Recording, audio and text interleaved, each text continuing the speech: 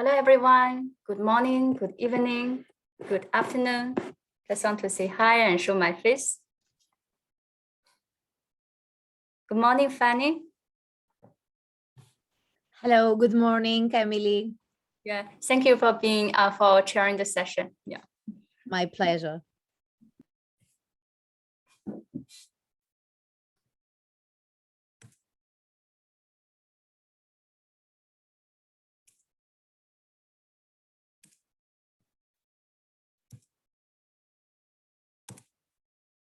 So I will have a try to share my screen. And Fanny, can you see my screen sharing correctly? Yes. Thank you. Everything seems good. Yeah.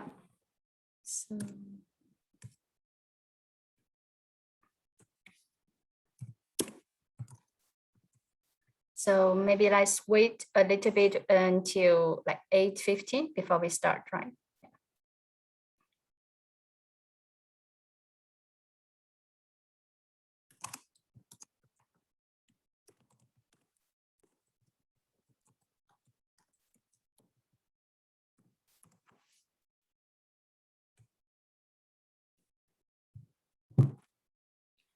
So since we have time, so it might be a good idea to let everyone, if you're available, to briefly introduce yourself. So maybe your name, where are you at? Are you like either your stages of doing research or study? So Fanny, can you facilitate the process? Thank you. Thank you. Should I start with me? Yeah. Okay, excellent. My name is Fanny Eftimiado, and I am a PhD candidate at Cyprus University of Technology. Currently, I'm in my third year of my PhD, and my research focus on sharing economy and Airbnb. Thank you. So maybe I will call the names, and if you're available, please introduce yourself. And from my screen, after Fanny is Amana Arif.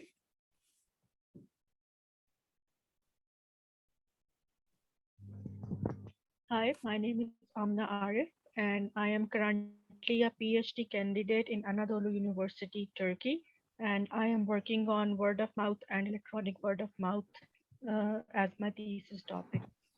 Yeah, thank you. Welcome. And the next one is Stephanie Hui Wen.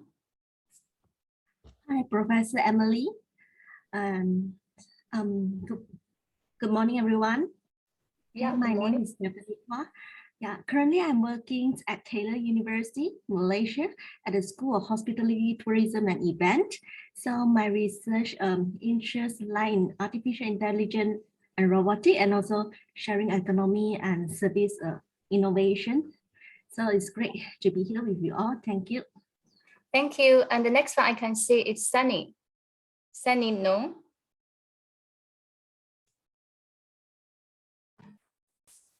Yes, hello everyone.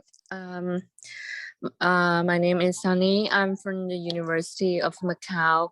It's my first year in the PhD study, and currently I'm using eye tracking technology to look at cognitive bias in consumer and tourist behavior. Thank you.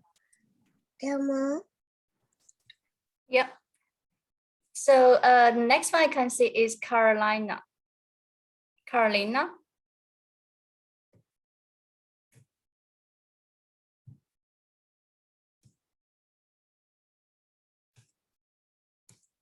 Yeah. So we probably wouldn't have time to go through the whole list of attendees.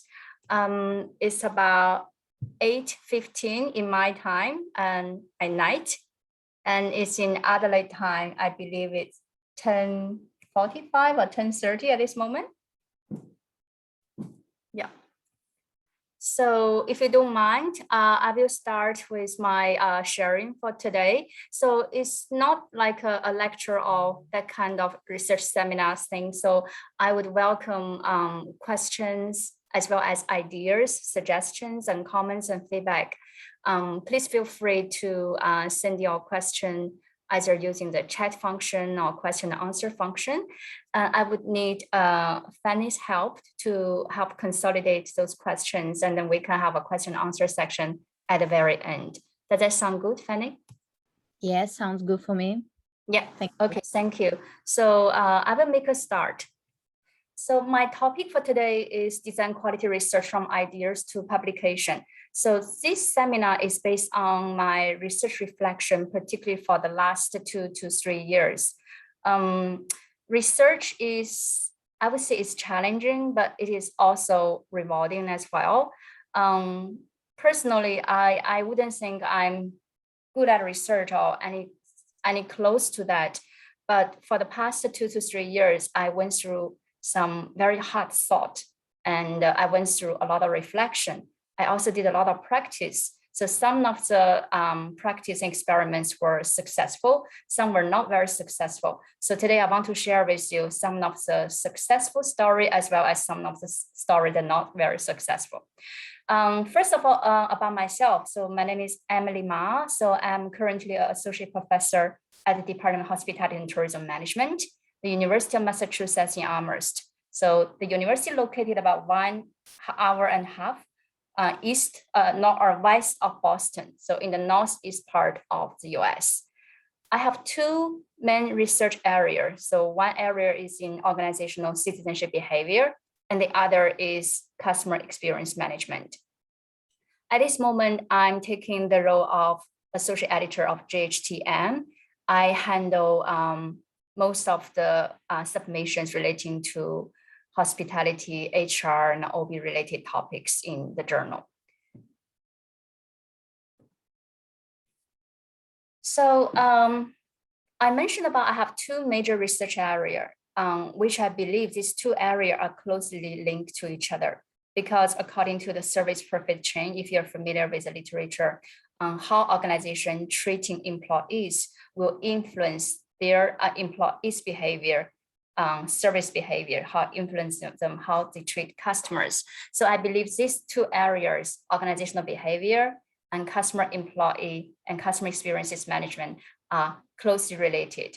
So some of my research sub-themes fall within the organizational behavior field include OCB, work family support policies, diversity issue, employee well-being, empowerment, and work family boundary issues as well. And some of the topics within the customer employee exchange and customer experience management discipline topics include customer experiences in various hospitality and tourism contexts. So I do research in various contexts, such as wine tourism, in restaurant, in Airbnb.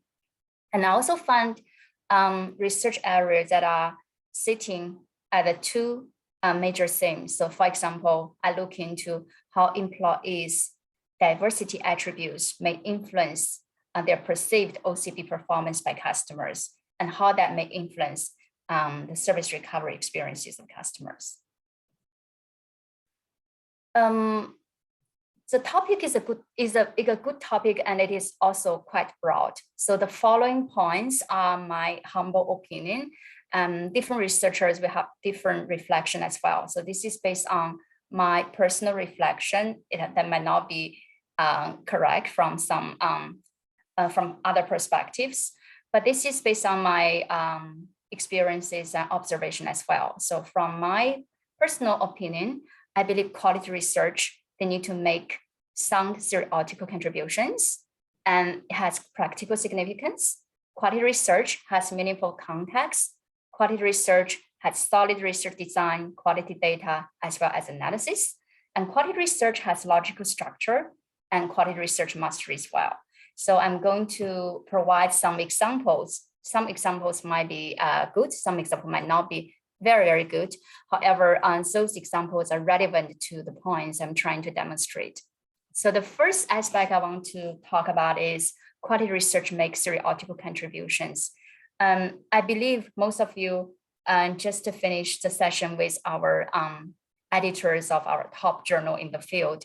They have covered a lot of good aspect about what is theoretical contribution, how to make original theoretical contribution. And this is from my own research journey. So this is one example. I want to demonstrate that, if we just repeating the study in a different context, we know it is not enough to make a seriatic contribution, and it is not enough to publish in a journal, at least in a good journal. So here I want to show you that if you are testing series, or if you are using literatures in other discipline, however, when you apply in hospitality and tourism context, by adding new and meaningful variables or construct or dimensions, you might be able to make meaningful serial contribution. So here I want to use one article that I wrote a few years ago. This one published in Cornell Hospitality Quarterly, which is within my main research area. So I look into organizational citizenship behavior. I look into the dimensional structure of this construct. So OCB has been a well-researched construct in general business discipline, in OB area in particular. And however, when this concept was first proposed, it was not in a service-intensive context. Therefore, there is no need to look into customer-related citizenship behavior. So when it was proposed at the very beginning, so there is an internal focus, very strong internal focus. So other researchers agree it should be a multi-dimensional.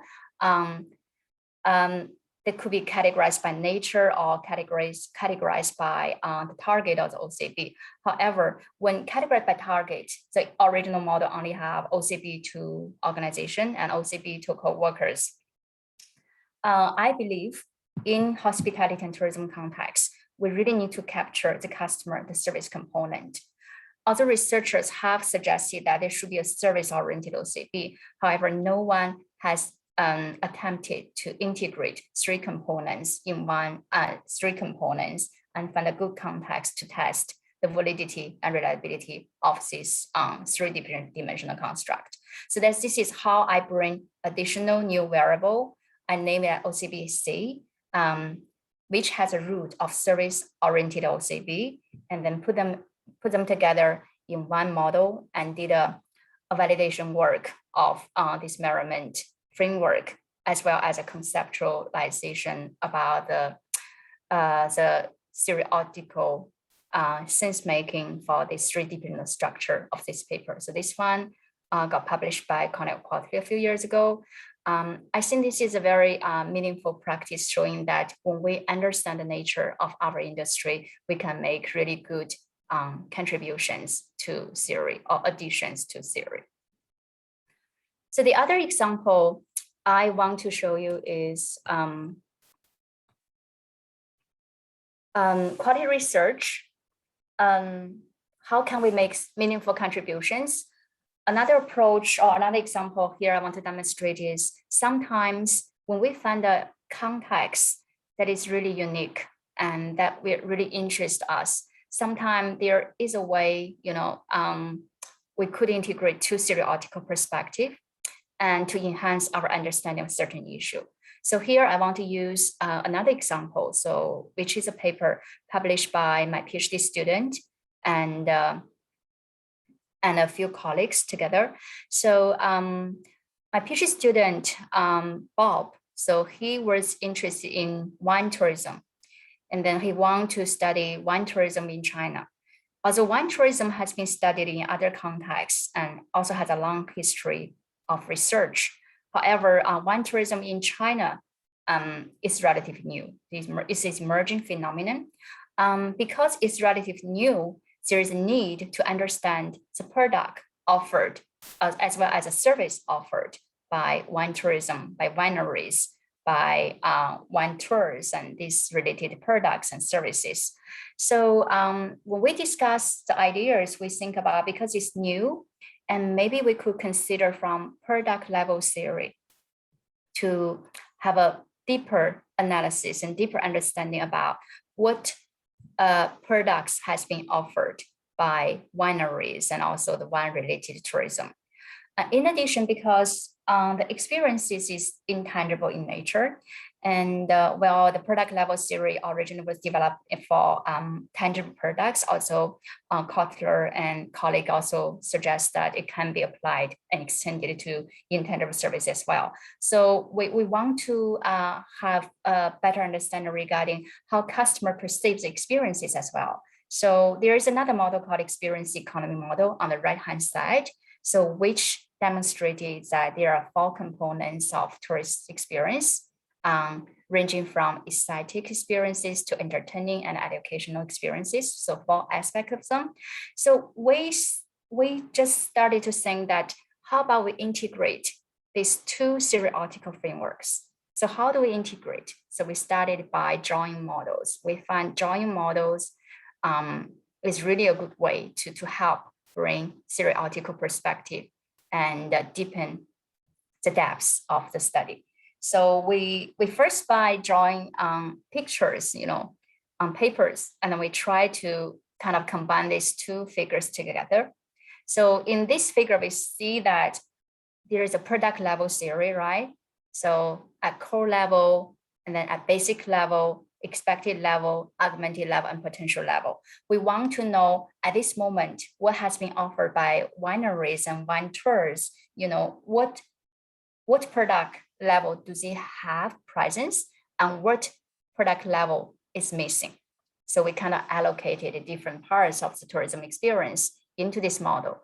And we also want to evaluate, that this experience belong to educational experiences or entertainment experience, or in between. So for example, wine tasting. So we believe it should lie kind of closely within the educational dimension according to the experience economy model.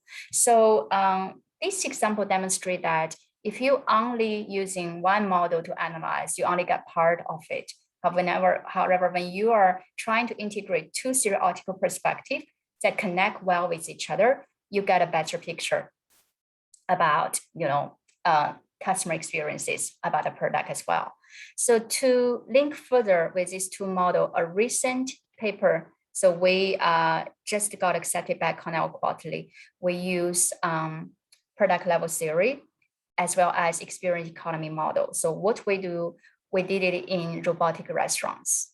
So it's a different context. So one in wine tourism, the other is in robotic restaurant. So what we did observation, we did customer comments analysis, and then we want to know what we're using product level theory from product suppliers or operators perspective, what has been offered, what has been missing. We want to identify the gaps, which part has been doing good and which part need improvement. So using product level theory as a guiding framework. And on the other hand, we want to know customer experiences. So when we're analyzing customer comments, we want to know which aspect of experiences they're doing a good job and which aspect of experiences they're not doing good enough. So you can see that this theoretical framework are very applicable in different contexts. And then when they apply in different contexts, that may bring in interesting research findings and making interesting contributions, either to theory or to practice. So I'll continue to the point. And research that fills in important research gaps that are also well integrated with the study context has good potential to make contribution. Just give you an example. Also OCB research, so OCB refers to organizational citizenship behavior, those behaviors that are above and beyond the requirement of the organization. So most of the OCB research, motivation research, they focus on organizational factor or individual employees' trace influence to employees' motivation to perform, to go above and beyond. However, we find there is a lack of research on customers' influence on employees' OCBs. However, in hospitality and tourism, customer plays a critically important role in shaping the service experiences because services are inseparable, right? So we have customers need to participate, need to engage in order to have the experiences that they want. And customers also have important influence to employees as well. They may be emotional or psychological resources for employees.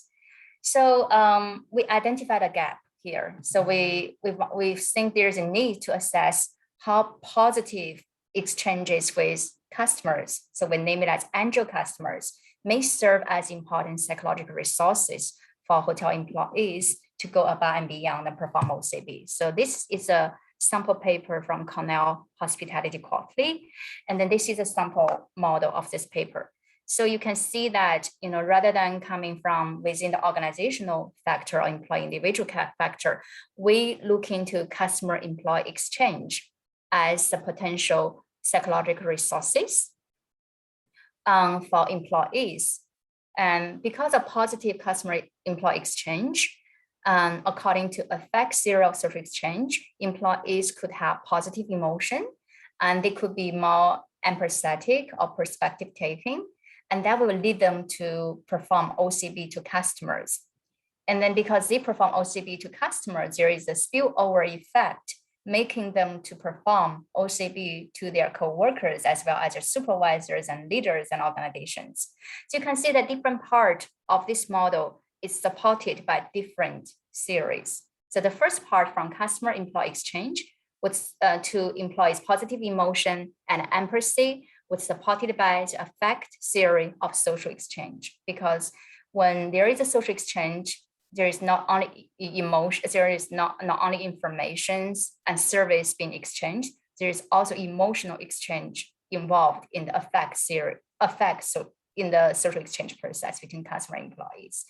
And in the middle part, we use conservation of resources theory to support the relationship. On the right-hand side part of the model, we use spillover effects to support, how performing OCBC, could lead to performing OCB to organization, also to co-workers, other targets. So this is quite solidly supported theoretically, and I did enjoy, drafting this paper with my colleagues and co-authors. And the other point I want to talk about is quality research has practical significance. So when I think about research, how did this research originated and that research started? I think a lot of them started with practical significance. A lot of them started with there's a need to look into certain issues in the industry. So that drives me to design research to go further. For example, we need to identify the issues or problems that or challenges that face the industry, either or the academic or the society in large. COVID-19 for sure is a topic with strong practical significance, but the challenge is how do you build the theory part, because we are publishing, so almost all the journals will ask you to bring theoretical contributions in the paper. And then like the issues of high employee turnover, and that has been studied for quite a while. Work-life balance issue, particularly under the pandemic. And this is a huge, this is the issue. And then this issue may influence certain demographic featured employee more than others. For example, working mothers. So they may find work-life balance is a bigger challenge during the pandemic compared with the normal time, because daycare is not available. And then because of online study and younger kids at school. So those kind of challenges making it even more worse. So gender equality, wage gap, and women in leadership, AI, robotic application in hospitality and tourism. Those are the hot topics, but we need to identify a unique perspective that matters, that also link well with theory. So I want to give you another example. This is how, one example demonstrates how a practical challenge that drives my collaborators and I to do a research that is meaningful, at least practically meaningful. So this is a study about work-family support policy, particularly maternity leave policies, and how that influence hotel working mothers' experience. I'm sure you all know that female employees comprised more than 50% hospitality and tourism workforce. This is the US situation. In Europe, in Australia, in the world overall, the rate is much higher. So I think the average is about like more than 60% overall. That means female employees play a very important role in the workforce. However, not many of them make to the top management positions. So where I am teaching now at UMass, in our program, we have more, the undergraduate program have more females and male students. And when they graduate, they're very talented. They found management trainee jobs with the leading hotel groups, leading hospitality organizations and tourism attractions. However, there is a question, in my mind that when they start, they're very similar, but at a certain stage, why some of them fail to make to the top management positions. So before I joined UMass, I actually worked in Australia for 7 years. I worked for Griffith University.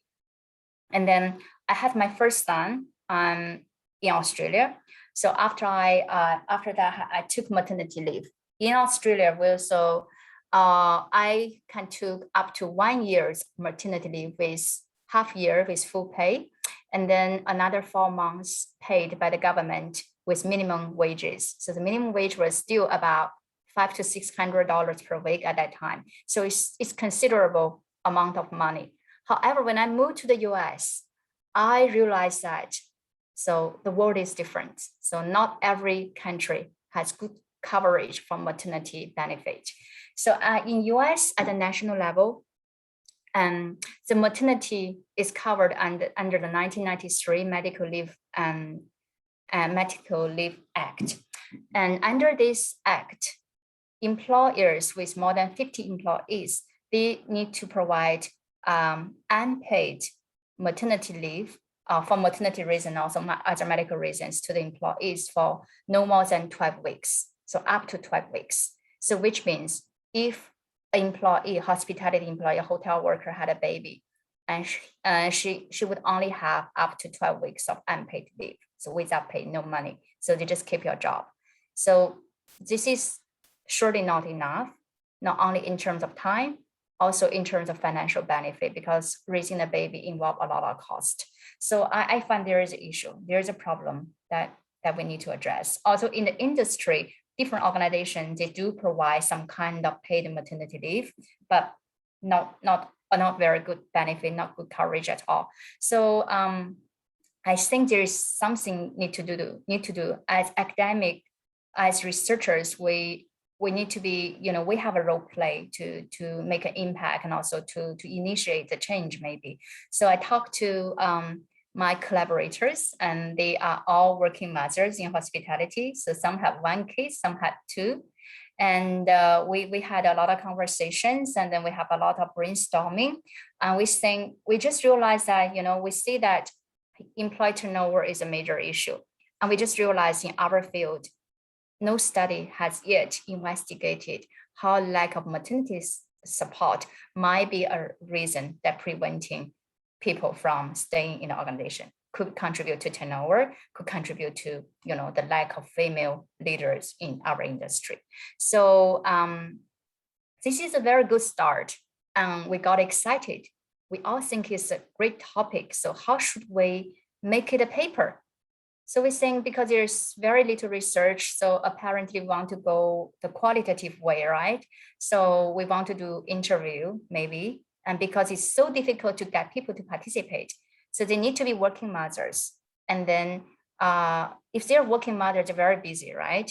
And then if there is no support, and they have no financial support as well, so we need to provide some kind of benefit for them to participate in this study. And so because it's difficult to get people to participate, we use snowball sampling.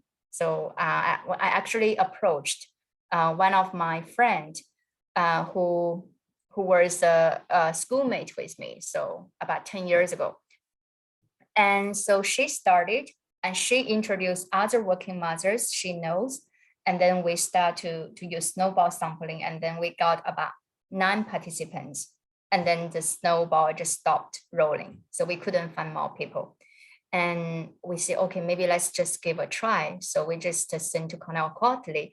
And then we got rejected with no surprise. However, 3 reviewers, all of them, they loved the topic.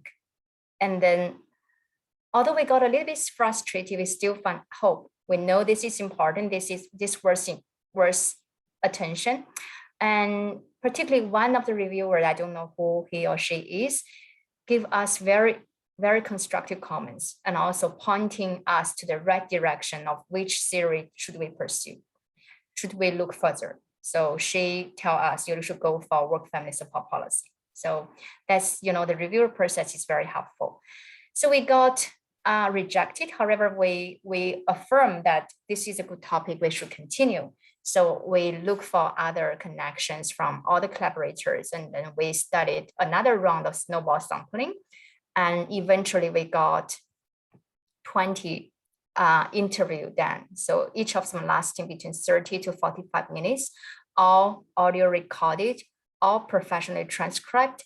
And you see the people, they ranging in different area and of the United States. And they holding, a lot of them, they happen to holding either supervisory or managerial position. Most of them, they're still working, but some of them, they have to leave the industry because of the lack of support and because of the difficulty to balance work and life. And all of them have young kids that is 5 years or younger. So some even have twins of a few months. So you can see that, the maternity leave support is really not as good as expected. So there are a lot more things we need to do. And however, getting the data is not enough. We have good quality data. It also take us a long time to think hard and to work collaboratively, to brainstorming, starting from basic coding, open coding, exit coding to selected coding, and then to derive this integrated figure, starting from during maternity leave, post-maternity leave, until post-transition experiences. However, after we developed this model, we got excited again. We can continue to do quantitative research, right? Building on this, under this umbrella of the research idea, research topics. So let's move on to another observation. So quality research has meaningful context that can expand, enrich, or challenge series. So this is another example. So this study we just got published recently. We look into work lab boundaries.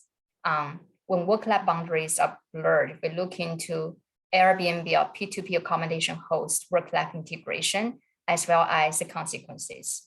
So many of you probably are familiar with work lab boundaries theory. So it's a traditional theory describing that is widely applied in OB or psychology and management research. However, we just noticed that, neither of these organizations, they probably wouldn't be offer an extreme situation of kind of fully integrated work and lifestyle. However, P2P hosts, they are kind of fully integrated in their work and life.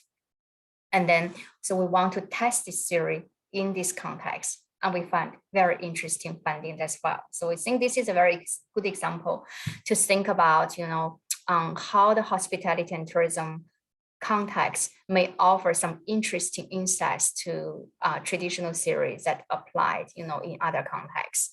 Put it another way. So sometimes, when you first learn about a theory, you learn it from tourism context. However, you may think about, this theory could be applied in hospitality context. For example, the theory of planned behavior.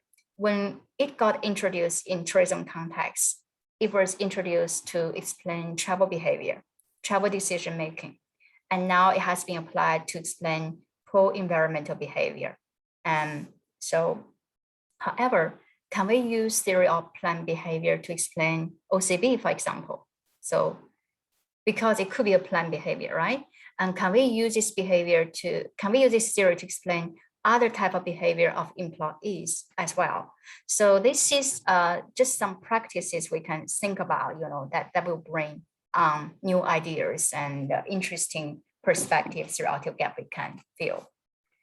And the next point is solid research design, quality data, and analysis are needed, particularly over the past 5 years, I will say, and also as a journal editor, I noted that, you know, the requirement for the quality of research design is getting higher and higher. And cross-sectional research design are difficult to be published in top-tier journals unless you're making cutting-edge theoretical contributions, your writing is really good, and then your data analysis is solid, and then you're really clear about your contribution and the significance of the topics. And many journals, they want multiple stage, multiple level research design. For example, TM and NOC, they made it clear they want studies, you know, that are more rigorously designed. We also need to follow professional way to report data, and we shouldn't interpret research finding as well.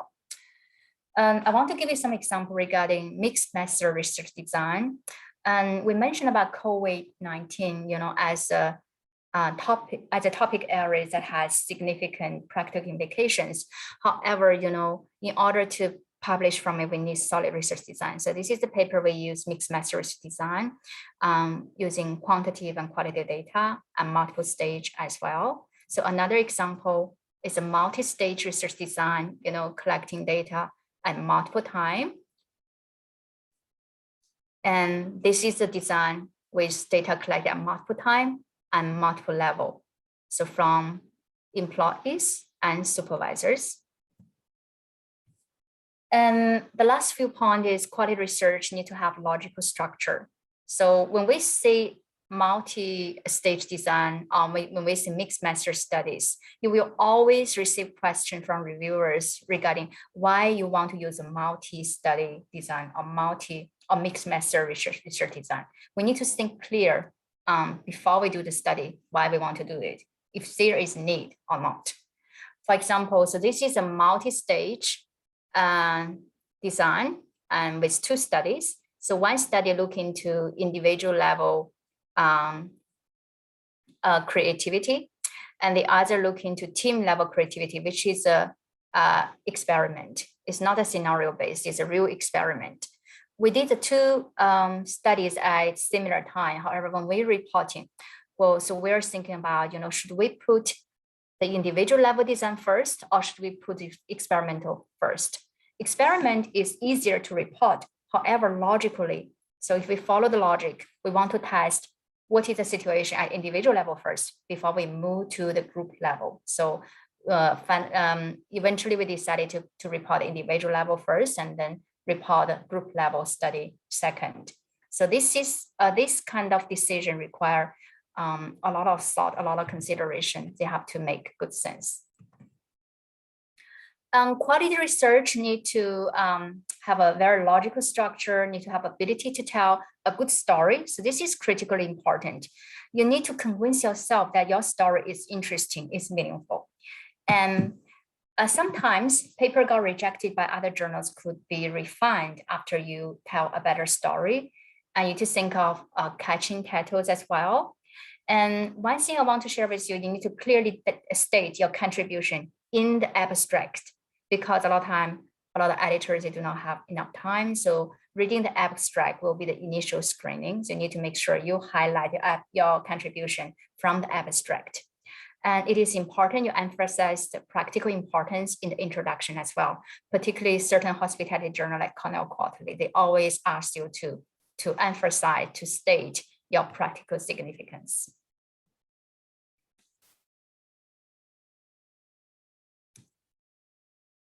And also, literature provide some review regarding, you know, supporting the theory. You often need an overarching theory. A lot of journals want you to do that, and your method serves the purpose of the study.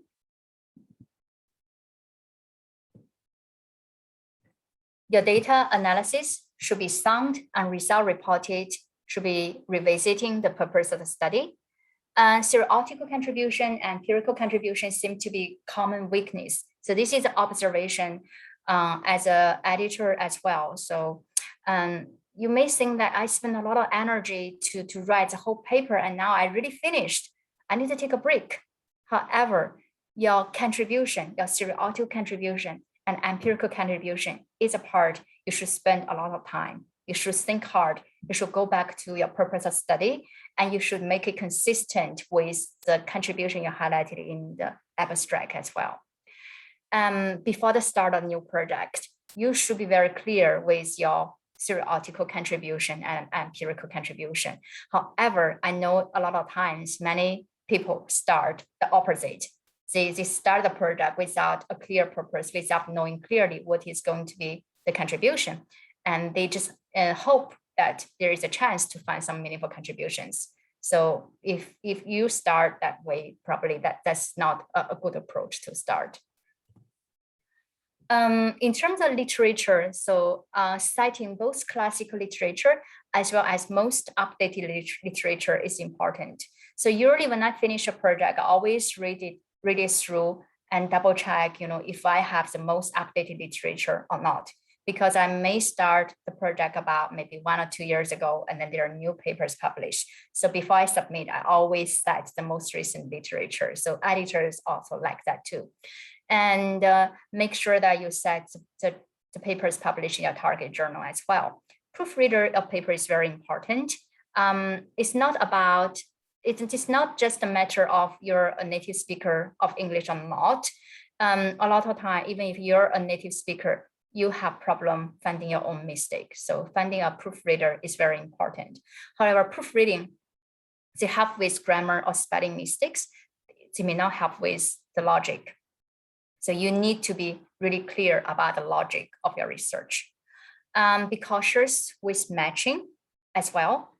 And every journal almost, they have automatic matching check function. So different journal have different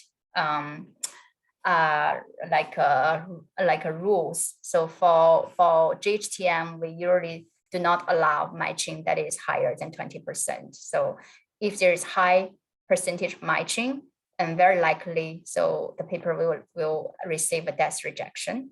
I know IGHM, they need to be less than 20% as well. Paraphrase properly, including method part and finding parts, particularly when you want to use the same data set for multiple papers. So that part really need to be very careful about matching work. And even pay attention to citing plagiarism, potential plagiarism issue of your own work. So sometimes you're saying that, oh, this is my own work, it's not plagiarism. So you still need to paraphrase. You still need to set properly your own work. So when you're doing another paper. Some suggestions, some final suggestions will be, because our discipline is an interdisciplinary area of study. So I strongly encourage you to read articles from leading journals, not only in our field, but also in your relevant field of your study. So for my area, I always read paper in psychology, management, organizational behavior. And then if you're doing pro-environmental behavior, you want to read some studies in the environment science. And if you're doing like travel learning behavior, you want to read some paper in education and sociology as well.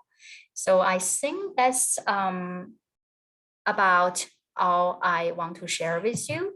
And I think that leaves the rest of the time for question and answers from the audience. So Fanny, if you can you help facilitate the question session?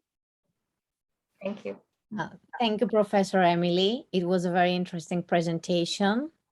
You can write your questions to the chat and we can facilitate the questions to Professor Emily.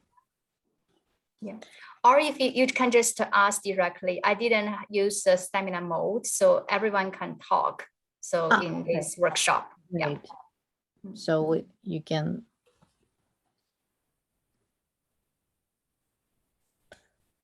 So I have one.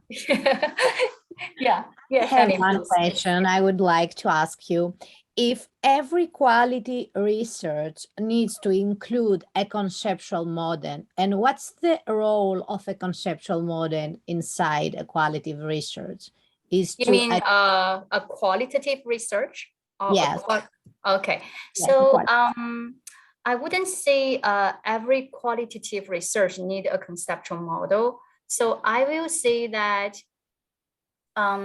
depending on your study. So if you, in my case, about the working mothers, so we are not expecting that we will have a conceptual model until so we finish the project, we finish the data collection, we finish data analysis, because we are using the grounded theory approach. So we don't know, we're not expecting what findings will that be. However, having a conceptual model demonstrates that you are really thinking hard. So you're not just ending with the descriptive analysis of your result. You're also trying to draw relationships between different themes and different codings. And that's a higher level of analysis and the practice for thinking as well. And they also help you to organize your own idea as well. And they may also help to inspire some new research ideas based on the conceptual paper you developed from your preliminary study. Yeah. Did that answer your question? Yeah, thank you so much. Yeah. So don't be shy. Yeah. I think we have a few questions. My question is similar to Fanny's. How crucial is the overreaching theory for inductive research? Overarching theory, you mean? Yeah. Yes. Okay. For inductive research or deductive research? Inductive. Inductive research. Okay. So if it's inductive, so this is just my opinion. So feel free to comment if I were not that thoroughly explained the point. So inductive is, to me, is more of like a, we are exploratory doing the research. Overarching theory, I will say it will help, particularly at this moment when we try to publish in good journals. They always look for theoretical contributions. So we want to, even if the topic is new, we want to try to find some relevant theories that might support our findings and might support our propositions. And just go back to the working mother papers I just shared with you. So when we first submitted to Cornell Quarterly, we got rejected. So they didn't mention about a small sample sets. We only got 9 interviews. So they still think it's interesting. However, they think the theoretical perspective is not strong enough. At that time, we didn't have the integrated model, and we didn't link with work family support policy. However, when we revised the paper, we got more interview, and then we look into work family support policy that make us think better regarding the contribution we can make in our study, that make us link better with existing theory, work family support policy, that make us kind of put proposition as well as identify the gaps that is particularly unique in our discipline. So it's a relatively new topic. Also, work family support policy has been there for quite a while, but our industry is different, right? So hotel job, we got shifted work. So 3 shifts in a day, 24 hours operation. We work on weekends, we work on holidays, and then our hours are not regular, our workload is heavy. So in that case, the support we needed from the organizations are different than not like other organizations, the IT fields and educational than professor's job. So I think that make us think deeper regarding which direction we want to go and what kind of research findings might be there. And in particular, when you have a overarching theory in mind, when you try to draw a theoretical framework from your finding, you got more references, right? So you got what theory, you got theoretical guidance when you're drawing the framework. Okay, thank you so much, Emily. I have one more question for you from the chat. Can you please give us some tips on how to build a good quality theoretical empirical contribution of the paper? Can you kind of reword the question? Can you repeat the question? Yes, of course. Can you give us some tips how to build good quality theoretical empirical contribution of the paper? Yeah, okay. So I think maybe I showed you the example of I showed you the examples. I give you 2 examples. So the first one is about work-family integration theory, right? And so this theory has been, and work-life boundary theory as well. So it actually work-life boundary theory. So this theory is a mature theory, and this theory has been tested over and over in other disciplines already. However, so the paper we wrote was using Airbnb host. So their job is different compared with a traditional job. So their job is their work and life are almost 100% fully integrated. So they are offering an extreme situation to test the theory. So when we talk about the theoretical contribution, so we can see that our study provide an extreme or ideal context to test this theory. So under such a fully integrated mode of work and life, how would work-life boundary theory, apply in this context? So this could be one theoretical contribution. So the other example I also demonstrated in this seminar is about customers as energy psychological resources for employees through customer-employee exchange, and then how that could motivate employee to engage in OCB, right? So how I phrase in theoretical contribution. So I can say that first of all, you identify the gaps in research, right? You can see most of previous research, they look into OCB motivation either from organizational factors or individual factors. However, limited research effort has been made to investigate customers' role, in motivating employee to do OCB, right?